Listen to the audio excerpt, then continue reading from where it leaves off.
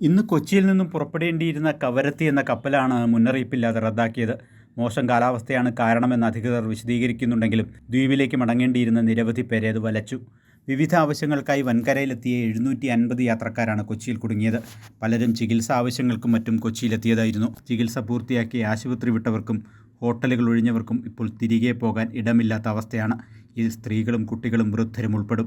ഇവർക്ക് താമസ സൗകര്യമോ ഭക്ഷണമോ ഒരുക്കാൻ അധികൃതരോ ദ്വീപ് ഭരണകൂടമോ നടപടിയെടുത്തില്ല എന്നതാണ് ആക്ഷേപം. റൂമെല്ലാം വെക്കേരിക്കും വന്ന് 2 മാസമായി ഇപ്പം ഇവിടെ വന്ന് അവർ നാട്ടിൽ തിരിച്ചു പോകാനുള്ള വഴിയില്ല. അവസാനം കപ്പലെ പ്രോഗ്രാം ക്യാൻസൽ ആയി എതിർവാണി കാരണം. അതുകൊണ്ട് ഇനി എവിടെ പോകും? ഞങ്ങൾക്ക് ഞങ്ങളെ കൈ പൈസയില്ല. ഞങ്ങളെ അവസ്ഥ രോഗികളെ വന്നത് എന്നെ അവസ്ഥ ഞങ്ങളെ അവസ്ഥ ഞങ്ങളെ കൈ ഞങ്ങൾക്ക് സർക്കാർ പൈസ തരാൻ കഴിയുന്നില്ല. ഞങ്ങൾക്ക് ഏതും ഭക്ഷണം കഴിക്കാൻ തന്നെ കൈ ഇല്ലാണ്ടായി എന്നെ ചെയ്യണമെന്ന് ഞങ്ങൾക്ക് യാതൊരു കാരണവശാലും ഇനി ചെയ്യാൻ കൂടില്ല. എങ്ങനെ ചെയ്യും? കൊച്ചിയിൽ കുടുങ്ങിയവർക്ക് താമസ സൗകര്യം ഒരുക്കണമെന്നാവശ്യപ്പെട്ട് ഡിവൈഎഫ്ഐ ലക്ഷദ്വീപ് ഘടകം പോർട്ട് അധികൃതർക്ക് പരാതി നൽകി. കൊച്ചിയിൽ കുടുങ്ങിയവർക്ക് വൈകാതെ ദ്വീപിലേക്ക് യാത്രാ സൗകര്യം ഒരുക്കണമെന്നും കത്തിൽ ആവശ്യപ്പെട്ടിട്ടുണ്ട്. കൈരളി ന്യൂസ്, കൊച്ചി.